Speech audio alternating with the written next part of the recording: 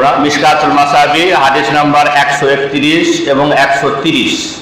130 এই হাদিসের রাবি আবু হুরায়রা রাদিয়াল্লাহু আনহু এবং 131 এই হাদিসের বর্ণনাকারী বারা বিন আযিব রাদিয়াল্লাহু আনহু তিনি বলেন, ইযা উকবিরাল মাইয়িত, যখন মৃতকে কবর দেওয়া হবে। আমরা সবাই মরব, আমাদের খালি আমলটা বাকি থাকবে, মৃতকে কবর দেওয়া হবে। এখানে এই কবর শব্দটা নিয়ে আমরা একটু আলোচনা করি। কবর কার নাম? হুয়াল মাকানুল্লাযী ইউদফানু ফীহি জাসাদুল ইনসানে বাদা ওয়াফাতিহি। একটা মানুষ মরে যাওয়ার পরে যে জায়গায় দফন করা হয় সেটাকে বলা হয় কবর। ওয়া নিকাতিন উখরা ইউতাবারু বিল আদিয়ান আল মুখতালিফা, বিভিন্ন ধর্মের বিভিন্ন রকম পদ্ধতিতে কবর দেওয়া হয়। তাহলে এখানে কবর মানে হলো আর রিহলাতু ইলা মাকানিন আখার আও আলামিন আখার, এক জায়গা থেকে অন্য জায়গায় সফর করার নাম হলো কবর। তাহলে আমরা মুসলিমরা যখন আমরা কেউ মারা যাই তখন আমরা কবর খুঁড়ি, অতঃপর আমাদের ডেড বডিটাকে কবরস্থ করি। পৃথিবীতে অনেক জাতি আছে যাদের ডেড বডিটা চক্ষু আড়াল করার ভিন্ন পদ্ধতি আছে। আমরা তো সেদিন ভিডিও ক্লিপে দেখেছি, যখন রাম মন্দিরের প্রধান পুরোহিত মারা গেল, তাকে গঙ্গার মধ্যেখানে নিয়ে গিয়ে ফেলে দেওয়া হলো, এটা তার কবর হলো। একে বলা হয় কি জল সমাধি, সলিল সমাধি ইত্যাদি। যখন কোনো হিন্দু মারা যায় তখন তার বডিটাকে আগুনে জ্বালানো হয় বা ভিন্নভাবে চক্ষু আড়াল করা হয়। যেভাবেই তাদের ডেড বডিটাকে আড়াল করুক না কেন, প্রত্যেককেই তিনটে প্রশ্নের সম্মুখীন হতে হবে। এ কথাই বলছিলাম, ইয়াবকা আমালু। কোন প্রশ্ন? এই হাদিসটা আমরা শিখি এবং আজ থেকে আমরা যারা শুনছি আমল করবো ইনশাল্লাহ। প্রথমে আমি নিজেকে ওসিয়ত করছি, অতঃপর আপনাদের ওসিয়ত করছি যে আমরা এই হাদিসটা আমল করবো, সহজ আমল।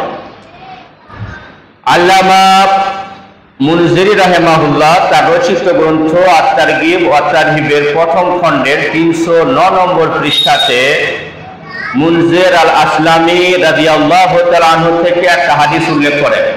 ক্বালা রাসূলুল্লাহ সাল্লাল্লাহু আলাইহি সাল্লাম, আল্লাহ রাসূল সাল্লাল্লাহু আলাইহি সাল্লাম বলেন, মান ক্বালা ইযা আসবাহা, যে সকালবেলায় বলল, রাদিতু বিল্লাহি রাব্বান, আল্লাহ আমার রব, এতে আমি খুশি রাজি। অবে মুহাম্মাদিন নবিয়ান, মুহাম্মদ সাল্লাল্লাহু আলাইহি সাল্লাম আমার রাসূল, এতে আমি খুশি। অবিল ইসলাম দীনান, এবং ইসলাম আমার দিন, এতে আমি খুশি। যে ব্যক্তি সকাল বেলাতে এই দোয়াটা একবার পড়ল, আল্লাহ রাসূল সাল্লাল্লাহু আলাইহি সাল্লাম বলেছেন, আনা যাঈমু, আমি দায়িত্বশীল, লা আখুদান্না বিয়াদিহি, আমি তার হাত ধরবো। এখানে যারা আরবি বোঝেন, লা আখুদান্না, লাম তাকিদ নুন তাকিদ, মানে অবশ্যই অবশ্যই আমি তার হাত ধরবো। হাত্তা উদখিলাহুল জান্নাতা, এবং আমি তাকে জান্নাতে প্রবেশ করাবো। কে বলেছেন? আমাদের রাসূল মুহাম্মদ সাল্লাল্লাহু আলাইহি সাল্লাম বলেছেন। কোন আমলটা করলে? একটা আমল, যে ব্যক্তি সকাল বেলায় মানে ফজরের নামাজ পড়ে একবার বলল, রাদিতু বিল্লাহি রাব্বান ওয়া বিল ইসলামি দীনান ওয়া বি মুহাম্মাদিন নবিয়্যান, আমরা এটা আমল করব। এবং আল্লামা মুনজির রাহিমাহুল্লাহ বলেন, হাযা হাদিসুন হাসানুন, হাদিসটা হাসান, অর্থাৎ ইয়াসলুহু লিল ইহতিজাজ বিহি, আমলের যোগ্য।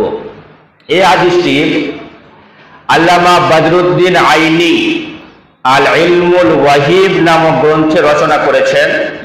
সেখানের বর্ণনাকারী সাওবান রাদিয়াল্লাহু আনহু তিনি বলেন, মান ক্বালা হিনা ইউমসি, যে সন্ধ্যাবেলায় একবার বলল। এই হাদিসে সাঈদ আল বাক্কাল নামক একজন রাবী আছে, ওয়া দাঈফুন বিইত্তিফাকিল উলামা, উলামাদের ঐকমত্যে এই রাবীটা হলেন দাঈফ। কি নাম? সাঈদ আল বাক্কাল। ইনি ছিলেন হুযায়ফা বিন ইয়ামান রাদিয়াল্লাহু তাআলা আনহুর কৃতদাস, অর্থাৎ তিনি ছিলেন তাবেঈন। কান রাজুলুন সালেহ, তিনি ছিলেন একজন মুত্তাকি ব্যক্তি। ওয়ালাকিন ফি আহাদিসিহি যাফুন, কিন্তু তার হাদিস বর্ণনাতে দুর্বলতা ছিল, এই জন্য এই হাদিসটা আমল করা যাবে না। তাহলে সন্ধ্যেবেলায় এই দোয়াটা পড়ব, রাদিতু বিল্লাহি রাব্বান ওয়া বিল ইসলামি দীনান ওয়া বি মুহাম্মাদিন নাবিয়ান। এই হাদিসটা দাঈফ, লা ইয়াসলুহু লিল ইহতিজাজ বিহি, এটা আমলের যোগ্য। তাহলে কোনটার প্রতি আমল করব আমরা? এইটা, মান ক্বালা ইযা আসবাহা রাদিতু বিল্লাহি রাব্বান ওয়া বিল ইসলামি দীনান ওয়া বি মুহাম্মাদিন নাবিয়ান। যখন আমরা সকাল করব অর্থাৎ ফজরের পরে একবার আমরা এই দোয়াটা বলবো, ইনশাআল্লাহ বলবো, ইনশাআল্লাহ। আল্লাহ তাআলা আমাদের আমল করার তৌফিক দিন। আমি বলি, হ্যাঁ, লাভ কি হবে পরে আলোচনা করছি। ইদা উকবিরাল মাইয়াতু, যখন মৃত্যুকে কবরস্থ করা হবে, সে যে জাতি যেভাবে করুক না কেন।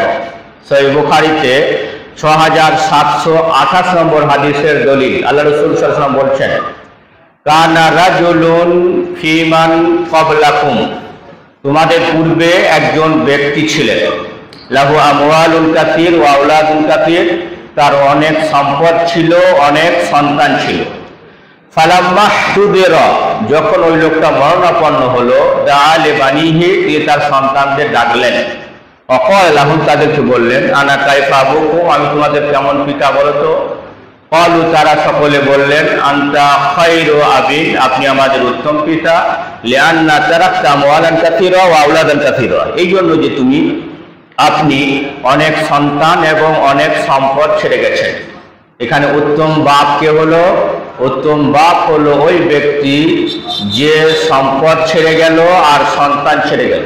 তাহলে প্রত্যেক গার্জেনকে তার সন্তানের সম্পদ সম্পর্কে ফিকির করতে হবে, যে আমার সন্তান কিভাবে হালাল পদ্ধতিতে উপার্জন করতে হবে, এটা গার্জেনকে চিন্তা ভাবনা করতে হবে। অতঃপর তিনি বললেন, ইসমাউনি, তোমরা আমার কথা শোনো। ইদা আনা মৃত্যু, যখন আমি মরে যাব, ফাওকেদুনি, তোমরা আমার ডেড বডিটা আগুনে জ্বালাবে। ফাহেমুনি, আগুনে জ্বালিয়ে কয়লা করবে। ফাসহেকুনি, আমার ডেড বডিটা তোমরা পিসবে। সুম্মা জাররুনি ইনদাল বাহরি ফি ইয়াউমিন আসিফিন, এবং তোমরা ওই ডেড বডিটার ছাইগুলোকে সমুদ্রের কাছে নিয়ে উড়িয়ে দেবে যেদিন বাতাস চলবে। ফালাম্মা মাতা, যখন ওই লোকটা মরে গেল, ফাফআলু, তারা এমনটাই করলো। তাহলে ওই লোকটা কি করা হয়েছিল? আগুনে জ্বালানো হয়েছিল। আমি পরবর্তী যখন হাদিসের তর্জমা করব ব্যাপারটা ক্লিয়ার হবে। ওই লোকটাকে আগুনে জ্বালানো হয়েছিল। আল্লাহ তাআলা আদেশ করলেন, আইয়াজমা আলাহু, যে এর ডেড বডির যে ছাইগুলো আছে সেগুলো একত্রিত করবে। কান্নাহু রাজুলুন ওয়াকিফুন বাইনা ইয়াদাই রহমান, লোকটা একেবারে আল্লাহ রাব্বুল আলামিনের সামনে দাঁড়িয়ে। এখানে কি বুঝলাম? আমরা যে আল্লাহর ইবাদত করি তিনি কত পাওয়ারফুল, কত বড় শক্তিশালী। একবার ভাবি, যে ডেড বডিটাকে আগুনে পোড়ানো হয়েছিল, কয়লা করা হয়েছিল, পিসা হয়েছিল, প্রবল বাতাসে উড়িয়ে দেওয়া হয়েছিল, আবার সমুদ্রের ধারে। আল্লাহ তাআলা কি আদেশ করলেন? কান্নাহু রাজুলুন বাইনা ইয়াদাই রহমান, লোকটা একেবারে আল্লাহর সামনে দাঁড়িয়ে। আল্লাহ তাআলা জিজ্ঞেস করলেন, ইয়া আব্দি ফুলান লিমাযা ফাআলতা কাযা, কেন তুমি এমনটা করলে? ক্বালা, তিনি বললেন, বিফারতিকা আও বিমাখাফাতিকা, হে আল্লাহ, আমি এটা আপনার ভয়ে করেছি। কেন? ইন ইয়াকদিরিল্লাহু ইউআযযিবুহু আযাবান লা ইউআযযিবুহু আহাদান মিনাল আলামিন, আমি মনে করেছিলাম যে যদি আল্লাহ তাআলা আমাকে শক্তি পেয়ে যান তাহলে এমন শাস্তি দেবেন, এরকম শাস্তি বিশ্ববাসী আর কাউকে দেবেন না। ফামা তালাফা রাহিমাহু, আল্লাহ রাসূল সাল্লাল্লাহু আলাইহি ওয়াসাল্লাম বলেন, এই তার ভয়ের বিনিময়ে লোকটাকে মাফ করে দেওয়া হলো। এখানে আমি কি বোঝাতে চেয়েছি? যাদের ডেড বডিগুলো আগুনে জ্বালিয়ে দেওয়া হয় তাদেরকেও হিসাবের সম্মুখীন হতে হবে, এটা বোঝাতে চেয়েছি। তাহলে এখানে কি অর্থ হলো? ইযা উকবিরাল মাইয়াতু, যখন মৃতকে কবর দেওয়া হয়। তাহলে এখানে কবর দেওয়ার অর্থ কি বোঝাতে চাইলাম? যে জাতি যেভাবে তাদের ডেড বডিটাকে চক্ষু আড়াল করুক না কেন, এরই নাম হলো কবর।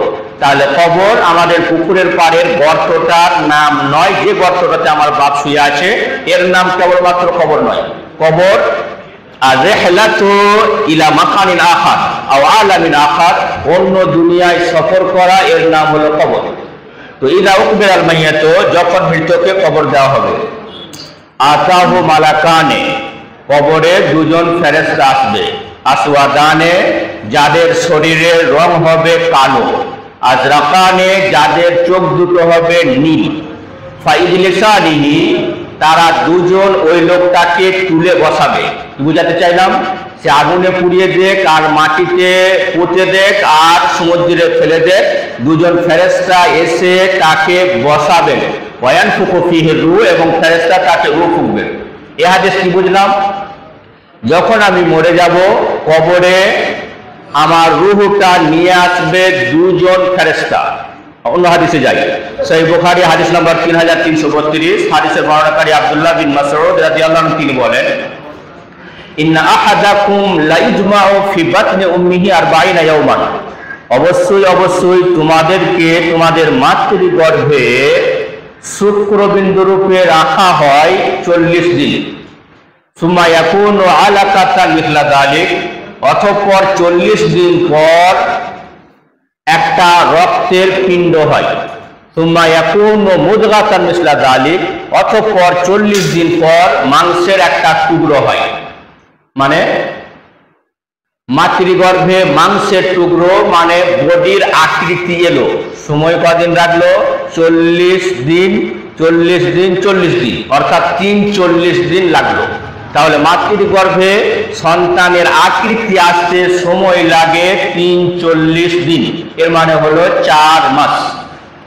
সুম্মা ইরসিলুল্লাহু ইলাইহি মালাকান, অতঃপর আল্লাহ তাআলা মাতৃগর্ভে একজন ফেরেশতা পাঠান।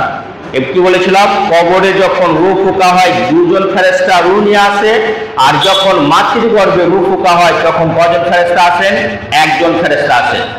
ওয়ায়াকতুবু, ওই ফেরেশতা লিখেন, রিজকাহু, আমালাহু, আজালাহু, শাকিয়ুন আম সাঈদুন। ওই ফেরেশতা মাতৃগর্ভে 4টা জিনিস লিখে দেন। কি কি লিখে দেন? রিজকাহু, ও কি খাবে, আজালাহু, তার মৃত্যুর সময়, আমালাহু, কি আমল করবে, শাকিয়ুন আম সাঈদুন, লোকটা খারাপ হবে না ভালো হবে। মাতৃগর্ভে যখন বয়স ছিল 40 দিন 4 মাস, তখন কি করা হয়? লিখে দেওয়া হয়। এই হাদিস থেকে আমরা দলিল নেব যে মাতৃগর্ভে সন্তানের বয়স হলো 4 মাস, একজন ফেরেশতা আসেন, ওই ফেরেশতা কি করে? রূহ ফুঁকে দেয়। তাহলে এখন মাতৃগর্ভে সন্তানটা জীবিত। এরপর যদি ওই সন্তানটা কোনো কারণে খসে পড়ে মারা যায় বা মৃত্যু জন্মগ্রহণ করে, তাহলে তার জানাজা পড়তে হবে। কেন পড়তে হবে? যে মাতৃগর্ভে যখন ওর বয়স 4 মাস ছিল, বডি এসেছে, মানে দেখবো যখন সন্তান জন্মগ্রহণ করবে, বডি এসেছে, আকৃতি এসেছে, তখন এর রূহ ফোঁকা হয়েছিল। কারণ 4 মাস বয়স হলো, তখন দুটো জিনিস হয়, মাতৃগর্ভে সন্তানের বডি আসে আর রূহ ফোঁকা হয়। এখন যদি আমি ডাক্তারের কাছে নিয়ে যাই, আমার স্ত্রীর পেটে কি সন্তান আছে, ডাক্তার অতি সহজেই পরীক্ষা করে বলতে পারবেন। কদিন পর? 4 মাস পর। আচ্ছা, এই মশলাটা একটু আলোচনা করা যাক। তো যদি আমি আমার স্ত্রীর পেটে কি বাচ্চা আছে, এটা যদি আমি ডাক্তারের কাছে দেখতে চাই, এতে কি শরীয়তে কোনো আপত্তি আছে? আপত্তি থাকার কথা। যদি আমরা সূরা লোকমান এর শেষ আয়াত পড়ি, এই আয়াতে আল্লাহ রাব্বুল ইজ্জত 5টা ইলমে গায়েবের কথা বলেছেন। এর মধ্যে ইয়ালামু মা ফিল আরহাম, মাতৃগর্ভে কি আছে তা জানে না আল্লাহ তাআলা ব্যতি রেখে। এই আয়াতে মা যে শব্দ আছে, এই মা শব্দটা আরবি ভাষাতে বুদ্ধিহীন, মানে গায়ের দাবিল উকুলের জন্য ব্যবহার করা হয়, মানে যাদের বুদ্ধি নাই এদের জন্য ব্যবহার করা হয়। তাহলে মাতৃগর্ভে সন্তানটাকে যখন প্রাণ দেওয়া হলো, তখন কিন্তু এই শব্দটা আর মা থাকলো না, অর্থাৎ মান থাকলো। মানে এখন সে জাবিল উকুল, মানে হলো এ বুদ্ধিমান একজন জীব। কারণ মায়ের পেটে যে আছে সে হলো মানুষ, আর আমরা জানি মানুষ হলো বুদ্ধিমান। তাহলে যদি 4 মাসের পরে মান শব্দ ব্যবহার করা হয়, তাহলে আমরা বুঝতে পারলাম যে এখনো জামিলুকুল। তাহলে আমরা যদি ডাক্তারের কাছে নিয়ে যাই আমার স্ত্রীকে এবং পেটে কি বাচ্চা আছে জানতে যদি চেষ্টা করি, সরকারের অবজেকশন আছে, সরকারিভাবে নিষিদ্ধ আছে, কিন্তু শরীয়তে কোনো অবজেকশন নেই বলে আমাদের মনে হয়েছে। অতঃপর আমি যেটা বোঝাতে চেয়েছিলাম যে যখন মারা যাব, কবরস্থ করা হবে, কবরে রূহ দিতে আসবে 2 জন ফেরেশতা, আর যখন মায়ের পেটে সন্তানের বয়স 4 মাস হবে তখন রূহ ফুঁকতে আসবে 1 জন ফেরেশতা। বেশ,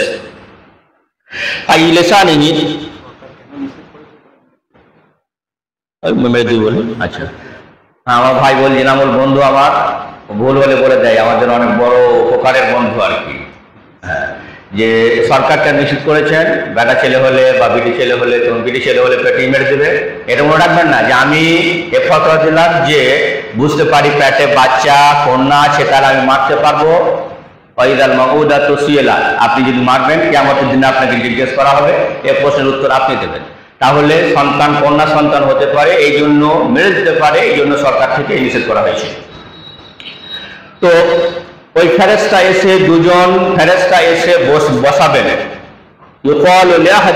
মুনকার ওয়াল আখার নাকির, তাদের মধ্যে একজনের নাম মুনকার, অন্যজনের নাম নাকির। এখন আমরা ক্লিয়ার, আমি মরে যাব, আমার কবরস্থ করা হবে, আমাকে 2 জন ফেরেশতা আসবে, তাদের শরীরের রং কালো হবে, চোখগুলো নীল হবে, একজনের নাম মুনকার হবে, অন্যজনের নাম নাকির হবে, তারা 2 জন আমাকে বসাবে। সে যে কোনো জাতি ধর্ম বর্ণ নির্বিশেষে সকলের জন্য একই নিয়ম প্রযোজ্য। ফায়াকুলানে, তারা তাকে বলবে মান রব্বুকা, তোমার রব কে? তাহলে কবরের প্রথম প্রশ্ন হবে কেবলমাত্র অনলি নন ফর মুসলিম, এটা কেবলমাত্র মুসলিমদের জন্য নয়, জাতি ধর্ম বর্ণ নির্বিশেষে যারাই মানুষ যারাই জিন সকলের জন্য এই প্রশ্ন। যে প্রথম প্রশ্ন হবে মান রব্বুকা, তোমার রব কে? এই যে আমি প্রতিদিন ফজরের নামাজ পড়ে একবার বলেছি রাদিতু বিল্লাহি রাব্বান, আল্লাহ আমার রব, এতে আমি খুশি, আল্লাহ আমার রব, এতে আমি খুশি। এখন কাজে লাগবে, এখন আমি কাজে লাগবে, তখন আমার মুখ থেকে এই শব্দটা বের হবে রব্বি আল্লাহ, আমার রবকে আল্লাহ। তাহলে আমরা যারা কন্টিনিউ এই আমলটা করব, প্রতিদিন ফজরের পরে একবার বলবো রাদিতু বিল্লাহি রাব্বান ওয়া বিল ইসলামি দীনান ওয়া বি মুহাম্মাদিন নাবিয়্যান। পৃথিবীতে লাভ হোক চাই না হোক, মরে যাওয়ার পরে প্রথম প্রশ্ন হবে, প্রশ্নের উত্তর আমি অনায়াসে দিতে পারবো, আল্লাহ রাব্বুল আলামিন আমাকে সেই তৌফিক দিলেন। দ্বিতীয় প্রশ্ন হবে মা দীনুক, তোমার দিন কি? উত্তর হবে দীনি আল ইসলাম। এই যে দোয়াতে বলেছি রাদিতু বিল ইসলামি দীনান, ইসলাম আমার দিন, এতে আমি খুশি, ইসলাম আমার দিন, এতে আমি খুশি। দ্বিতীয় প্রশ্ন হবে মা দীনুকা, তোমার দিন কি? উত্তর হবে দীনি আল ইসলাম। সমস্যা এখন আমার জিভটা আমার কন্ট্রোলে আছে, আমি যেমন ভাবে ইচ্ছা জিভটাকে ব্যবহার করতে পারবো। মন গেল কাউকে গাল দিয়ে দিলাম, মন গেল কাউকে 2-4 কথা শুনিয়ে দিলাম, পারবো।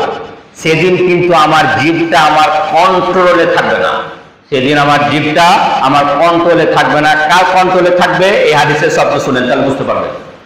তৃতীয় প্রশ্ন হবে মান হাযার রাজুলুল্লাযী বুইসা ফীক, তোমাদের মাঝে যে লোকটাকে নবী করে পাঠানো হয়েছিল এই লোকটা কে ছিল? উত্তর হবে মুহাম্মাদুন সাল্লাল্লাহু আলাইহি ওয়াসাল্লাম। তাহলে কবরে এই 3টে প্রশ্ন হবে। খেয়াল রাখতে হবে যে আমার জিভটা আমার কন্ট্রোলে থাকবে না, এর জন্য আমার কি করতে হবে? প্রস্তুতি নিতে হবে। কিভাবে প্রস্তুতি নেব? প্রতিদিন ফজরের নামাজ পড়ে একবার এই দোয়াটা পড়বো রাদিতু বিল্লাহি রাব্বান ওয়া বিল ইসলামি দীনান ওয়া বি মুহাম্মাদিন নাবিয়্যান। ছোট্ট আমল, কিন্তু ইনশাআল্লাহ সেদিন কাজে লাগবে।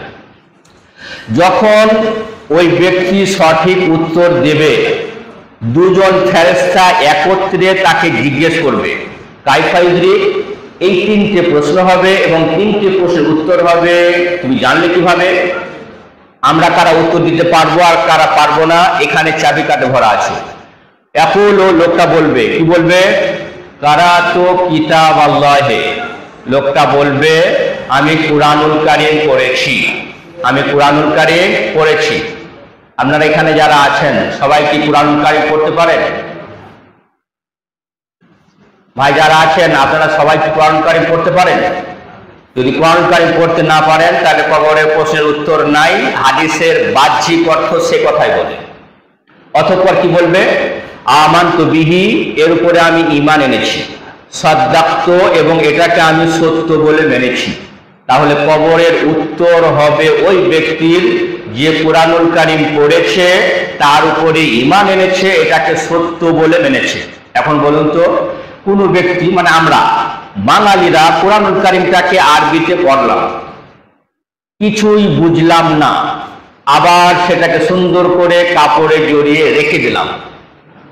এখন আমি এর উপরে ঈমান আনবো, এটাকে সত্য বলে মানবো? ইম্পসিবল, অসম্ভব। এটা কিভাবে হতে পারে যে আমি যেটা বুঝলাম না তার উপরে আমি বিশ্বাস করব, আমি যেটা বুঝলাম না সেটাকে সত্য বলে মানবো? এটা কি করে হতে পারে? এটা অসম্ভব। এই জন্য কি করতে হবে ভাই? কুরআনুল কারীমটাকে আমাদেরকে বুঝে পড়তে হবে।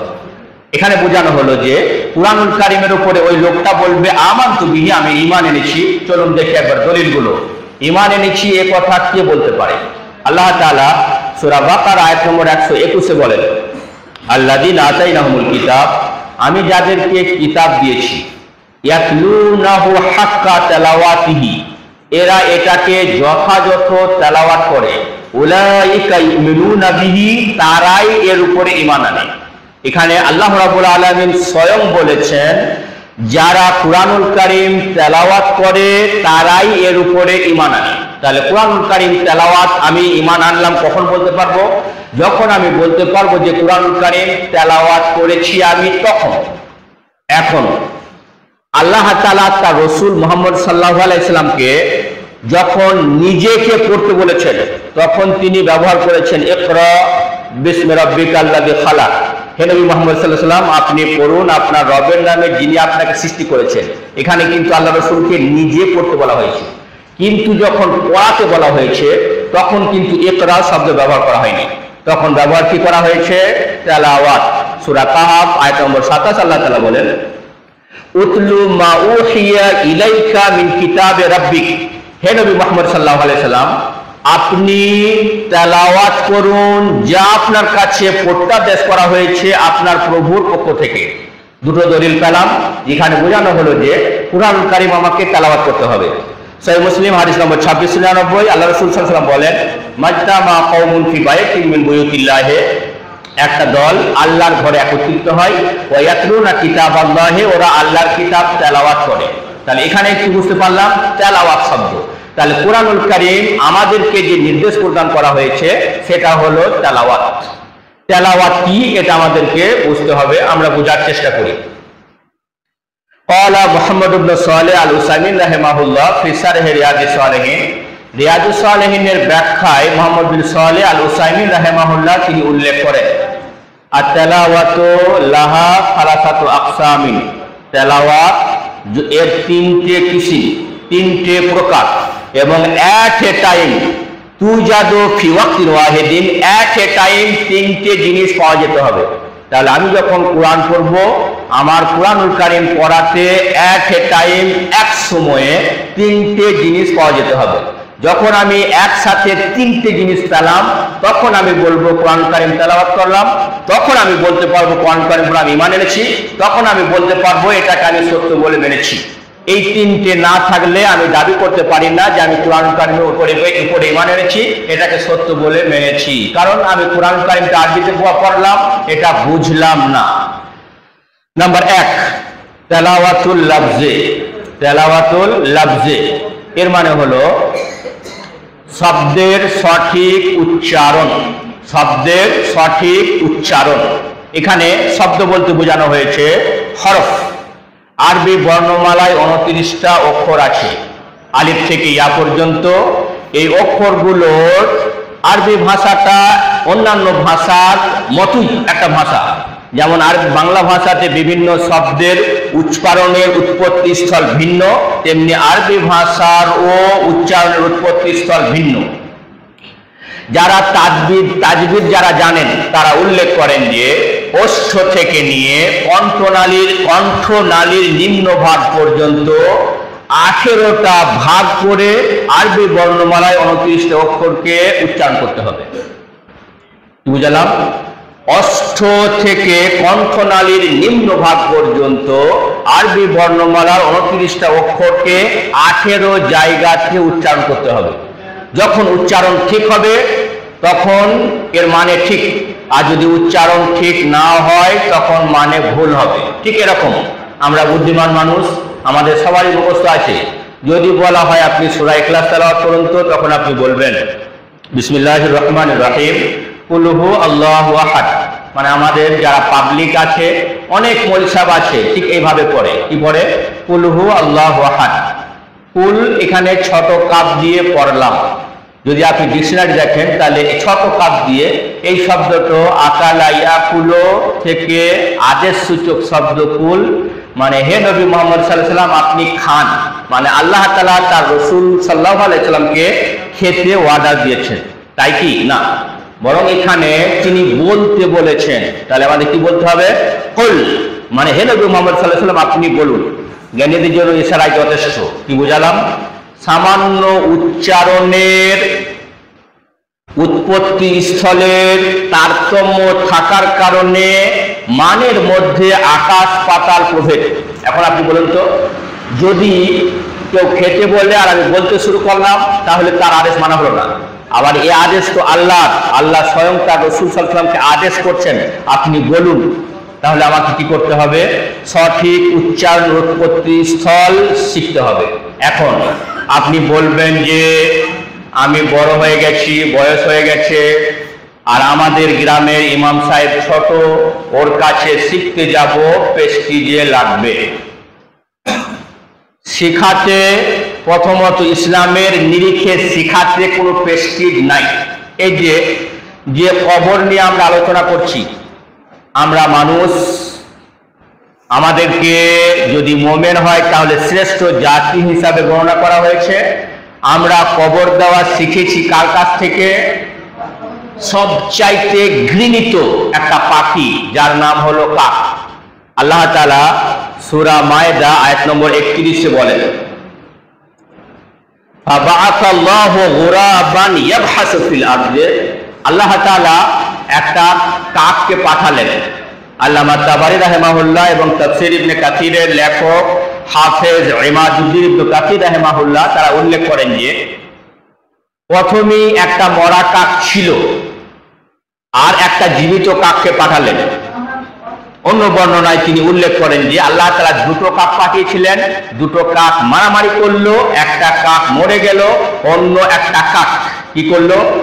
কোরআনের আয়াত দেখে বুঝতে পারা যায় ফাবাআসাল্লাহু গুরাবান, আল্লাহ তাআলা একটা কাক পাঠাইলো। এখান থেকে প্রথম তাফসীরটা বেশি প্রাধান্য মনে হয়েছে যে আগে থেকে একটা মরা কাক সেখানে পড়েছিল, আল্লাহ তাআলা কি করলেন? একটা জীবিত কাককে পাঠালেন। ইয়াবহাসু ফিল আরদি, ওই কাকটা মাটি খুঁড়লো এবং কি করলো? লিওয়ারিয়া কাইফা সাওয়াত আখি, অতঃপর ওই কাকটা দেখাইলো যে কাবিল তার মৃত ভাই হাবিলের ডেড বডিটাকে কিভাবে মাটির মধ্যে লুকাবে। তো ওই কাকটা মাটি খুঁড়লো, মৃত কাকটার ডেড বডিটাকে মাটি তলায় দিল, অপরে মাটি চাপাইলো।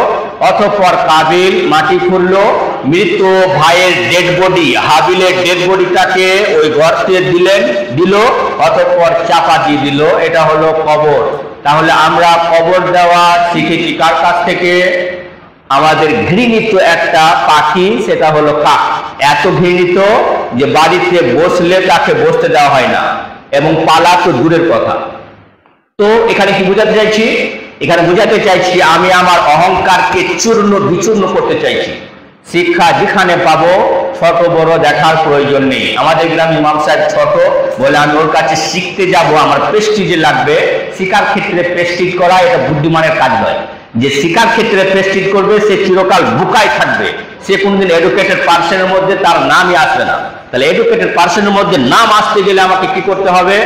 নিজেকে ছোট হতে হবে। যেখানে শিক্ষা পাবো যে কেউ হোক না কেন তা আমাকে গ্রহণ করতে হবে, তখন আমি বড় হতে পারবো, নতুবা বড় হওয়ার কোনো রাস্তা নেই। কারণ অহংকার একটা মানুষকে কি করে, চূর্ণ বিচূর্ণ করে ফেলে দেয়, তার সমাজে কোনো অস্তিত্ব নাই। এখানে আমি বুঝাতে চাইছিলাম যে আমরা যারা বড়রা আছি আমাদেরকে শেখার চেষ্টা করতে হবে। আলহামদুলিল্লাহ আমাদের কাছে যে অ্যান্ড্রয়েড সেট আছে, এটা একটা পরামর্শ কেবলমাত্র, যদি আমরা ইউটিউবে যাই এবং গিয়ে বলি আরবি বর্ণমালা সঠিক উচ্চারণ, আপনি একাই আপনার বাড়িতে বসে বসে আরবি বর্ণমালার উচ্চারণ, 29টা অক্ষরের উচ্চারণ নিজেই আপনি কি করতে পারবেন, শিখতে পারবেন। যদি বলেন মৌলী সাহেব দরকার নাই, তাহলে নিজেই অনেকটা শিখতে পারবেন। এখন তো আপনি সেদিন রবের সামনে বলতে পারবেন যে আমি তো ট্রাই করেছি, চেষ্টা করেছি শেখার।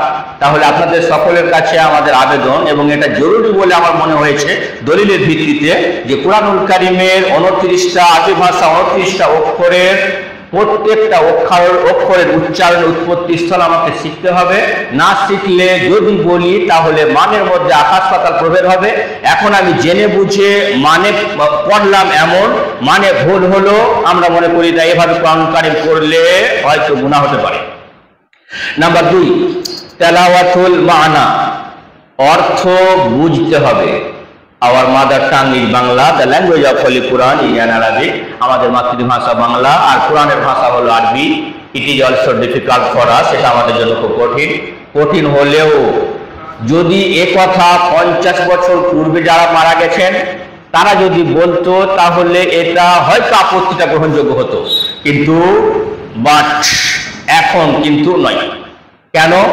আপনি কোরআনের একটা কপি ডাউনলোড করুন, আপনি পড়তে জানেন না, ওখানে হাত দেন, আপনার কিভাবে পড়ানো হবে শিখিয়ে দেওয়া হবে।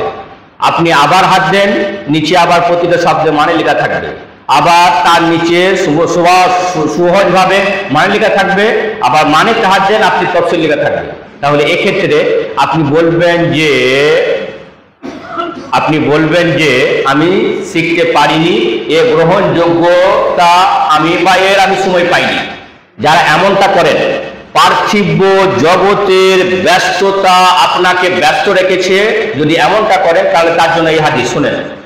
আল্লাহ রাসূল সাল্লাল্লাহু আলাইহি ওয়াসাল্লাম বলেন, সুনানে তিরমিজির হাদিসে কুদসি সহিহ হাদিস, তাফাররাগ লিইবাদাতি, তুমি আমার ইবাদতের জন্য সময় বের করবে। আজকে যে আলোচনা চলছে, বিভিন্ন গ্রাম থেকে বাড়িতে বসে থাকতেন, এই দিনে আলোচনা আমরা শুনলাম, এর অর্থ কি হলো? আল্লাহর ইবাদতের জন্য আমি সময় বের করলাম। আল্লাহ কি করবেন? ওয়াইল্লাম তাফাল, যদি এমনটা তোমরা করো, কদ মালাতু ইয়াদাইকা শুগলান, তোমার হাত দুটো আমি ব্যস্ততায় ভরে দেব। ওয়ালাম আশুদ্দ ফাকরা, আমি তোমার অভাব জীবনে মেটাবো না। কি বুঝতে পারলাম? দুনিয়াটা হলো এমন যে যত ব্যস্ত থাকতে চাইবে রব্বুল আলামিন তাকে তত ব্যস্ত রাখবে। আর এখানে আল্লাহ রাসূল শিখিয়েছেন আমাদেরকে যে আমাদের কি করতে হবে? ইবাদতের জন্য সময় বের করতে হবে। ইবাদতের জন্য আমাকে কি করতে হবে? সময় বের করতে হবে। তাহলে কোরআন কারীমটা যদি আমি পড়ি, এর চাইতে আবার ভালো ইবাদত, নফল ইবাদতগুলোর মধ্যে সর্বোত্তম ইবাদত হলো কোরআন কারীম আমি তেলাওয়াত করছি, এর চাইতে ভালো ইবাদত আর কিছু নাই। তাহলে আমাকে কি করতে হবে? মানে বুঝতে হবে, এবং বুঝতেই হবে, এটা হলো জরুরি। কারণ কোরআন কারীমের আয়াতগুলোতে, হাদিসগুলোতে তেলাওয়াতের কথাই উল্লেখ করা হয়েছে। নাম্বার 3, তেলাওয়াতুল আমাল, যেটা আমি পড়লাম সেটাকে আমাকে কি করতে হবে? আমল করতে হবে। আপনি বারবার কোরআন কারীমে পড়বেন আকিমুস সালাতা, আকিমুস সালাতা, এর মানে নামাজ পড়ো লয়। আকিম, ইকাম এর অর্থ হলো প্রতিষ্ঠিত করা। এই বিল্ডিংটা কিভাবে মজবুত করে দাঁড়িয়ে থাকবে এর জন্য চিন্তা ভাবনা করা। মানে কি হলো? আমি নামাজটা পড়বো, সেই নামাজটা অপর পর্যন্ত পৌঁছাতে হবে, আমাকে ওই রকম নামাজ পড়তে হবে। তাহলে যখন আমি কোরআন কারীম পড়বো, আল্লাহ তাআলা বলেছেন নামাজ পড়ার কথা নয়, আকিমুস সালাতা, তোমরা নামাজ প্রতিষ্ঠিত করো, তখন আমার মাথায় আসবে যে আমি যেভাবে এলোমেলো করে নামাজ পড়ছি এ নামাজ তো গ্রহণযোগ্য নয়। তখন আমাকে নামাজটা কি করতে হবে? ঠিক করতে হবে। তাহলে কি বুঝাতে চাইলাম? কোরআন কারীম পড়ার সময় এক টাইম 3টে জিনিস পাওয়া যেতে হবে। নাম্বার 1, তেলাওয়াতুল লফজে, সঠিক উচ্চারণ করতে হবে, আমরা চেষ্টা করব। নাম্বার 2, তেলাওয়াতুল মানা, অর্থ বুঝতে হবে। নাম্বার 3, তেলাওয়াতুল আমাল, আমল করতে হবে।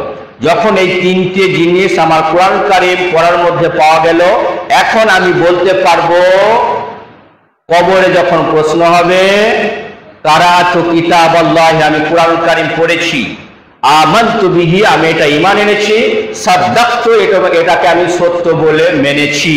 তাহলে ভাই কি বোঝাতে চাইলাম আমরা যারা এখানে আছি, দেখুন আমাদের মাথায় ঢুকে আছে কোরআন কারীম রমজান মাসে খতম করতে হবে। আর আবু বকর সিদ্দিক রাদিয়াল্লাহু আনহু, বইটার নাম ফাথুল মান্নান বিতাসহিলিল ইতকান, আমি সিদ্ধার্থদের পড়িয়েছি। এই বইয়ে লেখা আছে ইরাবু আয়াতিন মিনাল কুরআনিল কারীম আহাব্বু ইলাইহা আন আহফাযাহা। কে বলছেন? আবু বকর সিদ্দিক রাদিয়াল্লাহু আনহু বলছেন, কুরআনের একটা আয়াত বুঝে পড়া আমার সমীপে একটা আয়াত মুখস্থ করার চাইতে উত্তম আমল। কে বলছেন? তাহলে কোরআন কারীম অনেক পড়তে হবে, খতম করতে হবে, এটা মাথায় না রেখে যতটা পড়বো অতটা বুঝে পড়বো। এভাবে আমরা যদি continue per day only 15 minutes, যদি 15 মিনিট আমরা সময় দিই, তাহলে কি করব? ইনশাআল্লাহ প্রতিদিন 2-4 আয়াত করে শিখে নেব। আর অবাক লাগবে, কোরআন কারীমের শব্দগুলো বারবার পুনরাবৃত্তি হয়েছে, রিপিট হয়েছে। মানে আপনি যখন এক জায়গায় পড়বেন দেখবেন এই শব্দটা অনেকবার এসেছে, তখন আপনার কোরআন কারীম সহজ হবে ইনশাআল্লাহ। যখন আমরা মরে যাব, কবরে আমাদের জন্য 3টে প্রশ্নের উত্তর হবে এবং পার্থিব জগতেও লাভ রয়েছে। আমার কাছে সেই সময় নেই।